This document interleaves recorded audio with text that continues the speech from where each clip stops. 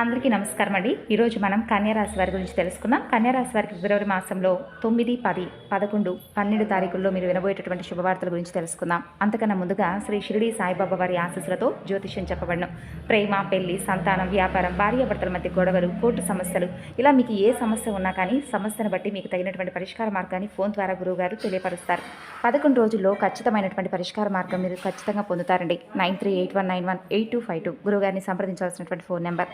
ఇక ఈ రాశి వారి గురించి తెలుసు. వీడియోని ఎక్కడా కూడా స్కిప్ చేయకుండా చివరి వరకు చూస్తేనే మీకు అర్థమవుతుంది. ఈ 4 రోజుల్లో మీ జీవితంలో ఒక కొత్త అధ్యాయం అనేది మీకు తప్పకుండా ప్రారంభమైనట్లుగా అనిపిస్తుంది. అంటే ఈ రాశి వారికి గత కష్టాల వెనుక దాగి ఉన్నటువంటి దైవ రహస్యం అనేది మీ జీవితంలో అనుభవించినటువంటి బాధలు అసలు సాధారణమైనవైతే కానే కావు. ఇతర రాశుల కంటే కూడా ఎక్కువగా మానసిక ఒత్తిడి, ఒంటరితనం, అన్యాయం, నమ్మక ద్రోహం ఇవన్నీ కూడా ఎదుర్కొంటున్నటువంటి ఒకే ఒక్క రాశివారు మీరే. అయితే జ్యోతిష శాస్త్రం ప్రకారం చూసినట్లయితే స్పష్టంగా చెప్పవచ్చు, మీరు ఎంత మంచిగా ఉండాలని చెప్పి మీరు ప్రయత్నిస్తున్నా, ఎంత నిజాయితీగా మీరు వ్యవహరించినా చివరకు మిమ్మల్ని తప్పుగా మాట్లాడుతున్నటువంటి వ్యక్తులు, ఇటువంటి సందర్భాలు ఇవన్నీ కూడా మీకు ఎక్కువగా కనిపిస్తున్నాయి. మీరు చేసినటువంటి సహాయం గుర్తుపెట్టుకోకుండా మిమ్మల్ని తప్పుగా అర్థం చేసుకొని మీపై ఆరోపణలు చేసిన వాళ్ళు కూడా ఎక్కువ మంది ఉన్నారు. ఇది మీ తప్పు కాదండి, ఇది మీ కర్మ కూడా కాదు, ఇది దైవ ప్రణాళిక అనమాట. అంటే మీకు శని ప్రభావం అనేది కొంచెం ఎక్కువగా ఉంటుంది. శని ఎప్పుడూ కూడా నేరుగా ఫలితం అనేది ఇవ్వడు. శని భగవానుడు ఏంటంటే ముందుగా పరీక్షిస్తాడు, ఓపికను కొలుస్తాడు, మనసు ఎంత బలంగా ఉందా లేదా అనేది కూడా చూస్తాడు. అందుకే మీ జీవితంలో ఒక దశలో గమనించినట్లయితే మీకు అన్నీ ఉన్నప్పటికీ కూడా సంతృప్తి లేదు. ఎన్ని ప్రయత్నించినా ఫలితాలు రాలేదు. ఎవరు మిమ్మల్ని అర్థం చేసుకున్నట్లుగా మీకు అనిపించలేదు. ఇవన్నీ కూడా జరిగాయని అని చెప్పి మీకు అనిపిస్తే తప్పకుండా మీ మనసులో అయినా అనుకోండి, రాత్రి వేళలో ఎవరూ లేని చోట కూర్చొని కన్నీళ్లు పెట్టుకున్నటువంటి సందర్భాలు ఉన్నాయి. అయితే ఎవరికీ చెప్పుకోలేనంత బాధ మీ గుండెల్లో దాచిపెట్టుకున్నారు. బయట నవ్వుతూ కనిపించిన లోపల పూర్తిగా విరిగిపోయినటువంటి మనస్తత్వం మీదే. అయితే ఇవన్నీ కూడా చూసి భగవంతుడు మౌనంగా ఉన్నాడని చెప్పి మీరు అనుకుంటున్నారు. కానీ అసలు నిజం ఏమిటంటే దైవం మిమ్మల్ని అన్నింటినీ కూడా, అన్ని సమస్యలకు కూడా మీరు సిద్ధంగా ఉన్నారా లేదా అని చెప్పి పరీక్షించాడు. మీరు సిద్ధంగానే ఉన్నారు, అన్నింటినీ భరించారు, అన్ని సమస్యలను కూడా ఓర్చుకున్నారు. అయితే మీకు గొప్ప బహుమతి అనేది భగవంతుడు ఇవ్వబోతున్నాడు. మీరు గొప్ప మార్గదర్శకులుగా చాలామందికి, అంటే మీరు పడినటువంటి ప్రతి కష్టాన్ని కూడా ఇలా ఉంటుంది ఈ కష్టానికి తగినటువంటి ప్రతిఫలం అనేది ఏదో ఒక రోజులో భగవంతుడు మనకి ఇస్తాడని చెప్పి మీరు ధైర్యంగా ఉండడమే కాకుండా ఎదుటి వ్యక్తులకు కూడా ధైర్యాన్ని అందిస్తూ ఉంటారనమాట. మీలో ఉన్నటువంటి అహంకారాన్ని తొలగించడానికి కూడా ప్రతి నష్టం అనేది మీకు కలిగించి భగవంతుడు మిమ్మల్ని మరింత ఎక్కువగా సిద్ధంగా ఉంచేలాగా అన్నిటికీ కూడా అన్నీ నేర్చుకునే విధంగా చేశాడండి. కొన్ని సృష్టమైనటువంటి సంకేతాలు కూడా రావడం అనేది మీకు మొదలయ్యాయని చెప్పుకోవచ్చు. అయితే కష్టాలు కూడా ముగిసే ముందండి మీకు మనసులో జరిగేటటువంటి కొన్ని అంతర్గతమైనటువంటి మార్పులు కూడా ఎలా ఉంటాయంటే, కష్టాల ముగింపు ఎప్పుడూ కూడా బయట కనిపించేటటువంటి సంఘటనలతో మొదలవన్నమాట. ముందుగా మనసులో ఒక మార్పు అనేది వస్తుంది. మీ జీవితంలో అంటే ఏదో ఒక విధంగా మార్పు అనేది వచ్చినట్లు మీకు అనిపిస్తుంది. మీరు గమనిస్తే ఇటీవల కాలంలో చాలా విషయాలపై మీరు మౌనంగా మారిపోయారండి. ముందులాగా ప్రతి విషయానికి కూడా ఎక్కువగా స్పందించడం లేదు.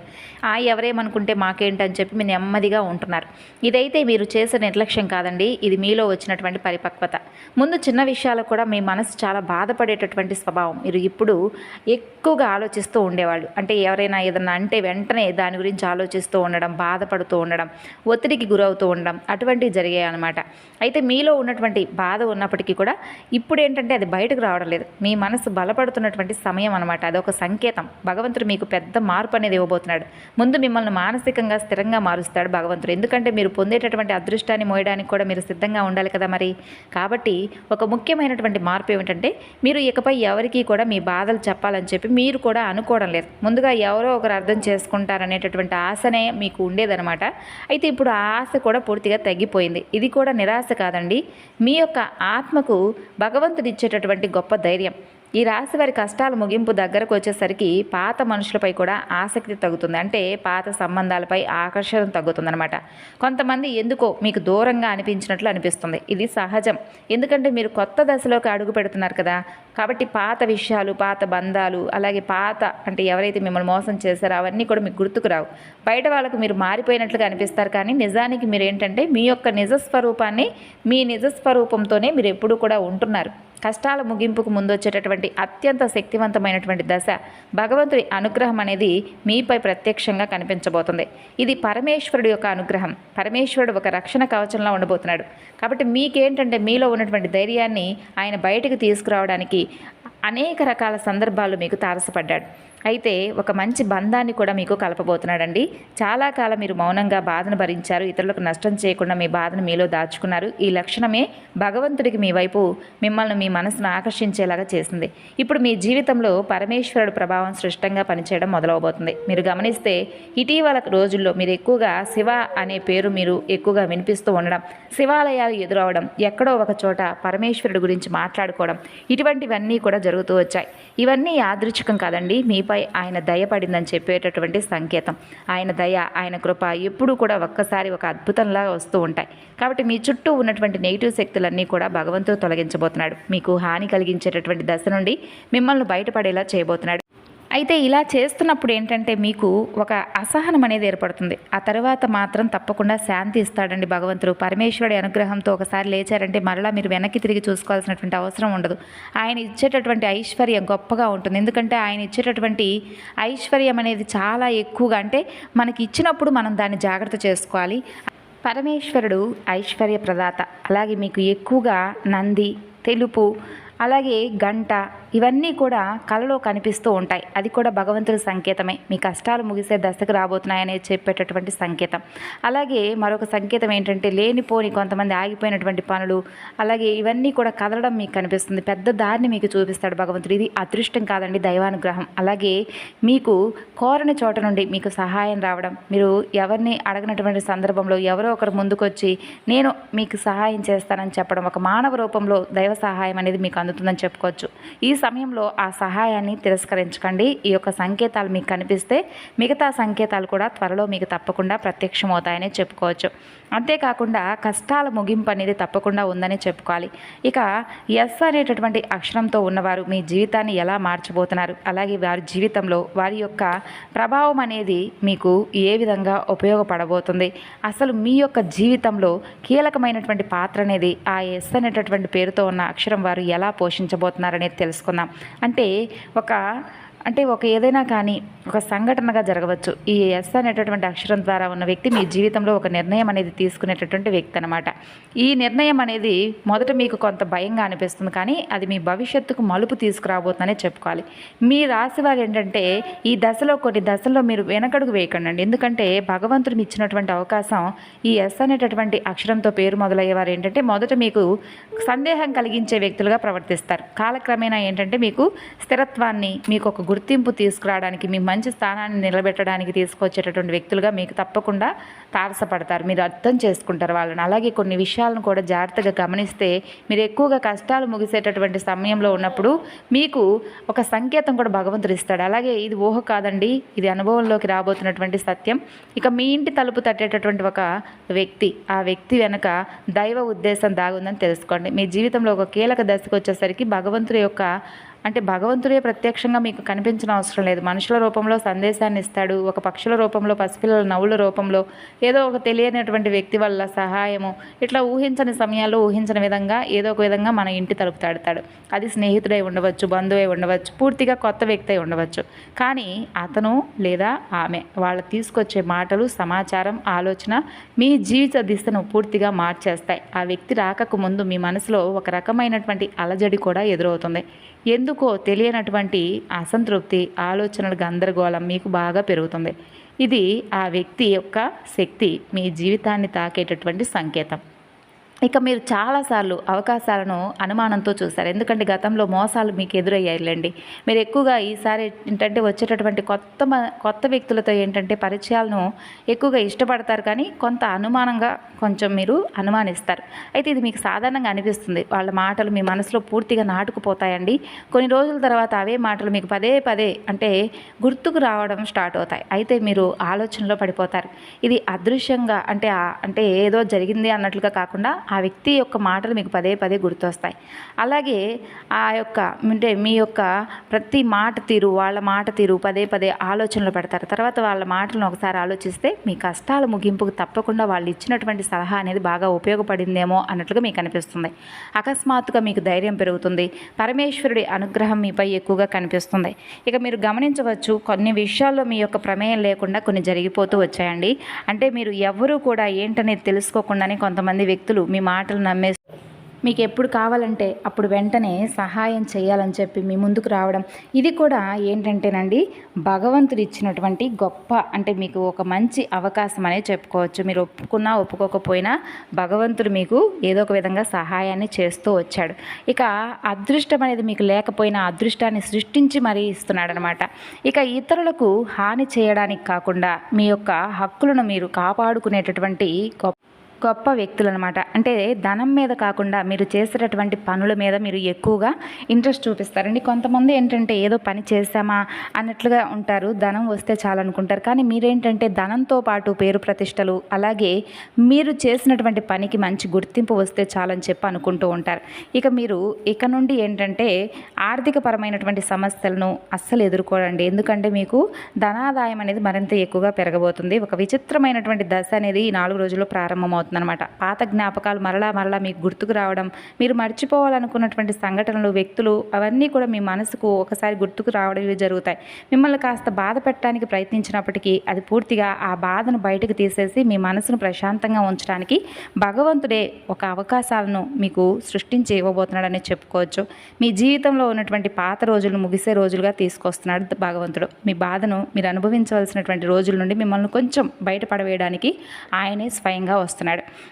కొంతమందితో సంతోషంగా గడపాలనిపిస్తుందండి. ఇవన్నీ కూడా ప్రతి మనిషికి కూడా ఏంటంటే సహజంగా అనిపించేటటువంటి ఆలోచనలు. అయితే మీరేంటంటే ఎవరైతే మీ నుండి దూరం అవుతున్నటువంటి వ్యక్తులు ఉన్నారో వాళ్ళని మరలా మీరు కలుసుకుంటారు. అయితే ఈ 4 రోజుల్లో మీ యొక్క సంకేతాలు, అంటే ఇప్పుడు చెప్పినటువంటి ప్రతి సంకేతం కూడా ఒక మనిషి రూపంలో మీకు ఏదో ఒక రకంగా ప్రభావం అనేది భగవంతుడు చూపించబోతున్నాడు. అనవసరమైనటువంటి వాదనలకు దూరంగా ఉండండి, కోపాన్ని పెంచుకోకండి, ఇతర వ్యక్తులను తప్పు పట్టకండి. ఎందుకంటే ఈ రోజులో మీ యొక్క మనస్థితి అనేది మీకు రాబోయే కాలానికి సూచన ఇస్తుందన్నమాట. భగవంతుడు మీ ఆలోచనలు గమనిస్తాడు. అలాగే మీ యొక్క ఆలోచన అనేది మీ మనసులో బలంగా ఉండబోతుంది. అది ఉద్యోగం, వ్యాపార సంబంధం, అలాగే వ్యాపారం, అలాగే వివాహానికి ఇటువంటి ఏదైనా కానీ మార్పులు అనేవి రకరకాలుగా జరుగుతాయి. ఆ ఆలోచనలను నిర్లక్ష్యం చేయకండి. అది భవిష్యత్తుకు తప్పకుండా మీకు ఒక సూచన అని అర్థం చేసుకోండి. అలాగే ఏదైనా మీకు ముందుకు ఒక అవకాశం వస్తే అది చిన్నదా పెద్దదా అనేది అర్థం చేసుకోకుండా వెంటనే దాన్ని వద్దని చెప్పి అనకండి. అది ఏ అవకాశమైనా కానీ మీరు ఉపయోగించుకోవడానికి అయితే తప్పకుండా ప్రయత్నించండి. ఇక మీ జీవితంలో నెమ్మదిగా కానీ బలంగా కానీ ఒక మార్పు అనేది తప్పకుండా ఈ 4 రోజులు మొదలవడం మీరు తప్పకుండా చూస్తారు. అయితే ఒక్కరోజు జరిగేటటువంటి అద్భుతం కాదండి, ముందు రోజుల్లో ఏదైనా జరగవచ్చు. కాబట్టి దేనికైనా కానీ కాస్త ఓర్పు సహనంగా ఉండండి. కుటుంబ బరువు బాధ్యతలు మరింత ఎక్కువగా పెరగబోతున్నాయండి. అలాగే ప్రేమికులకు కూడా చాలా అనుకూలమైనటువంటి రోజులు. మీ బంధం అనేది మరింత ఎక్కువగా బలపడబోతుంది.